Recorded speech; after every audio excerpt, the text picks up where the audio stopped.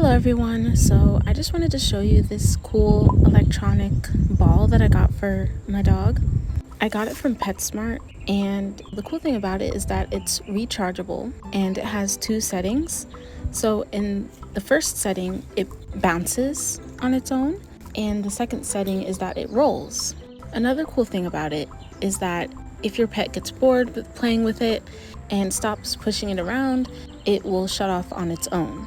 So when it's been inactive for a couple of minutes, it shuts off on its own. So my dog loves this ball, so here's a couple of clips of her playing with it.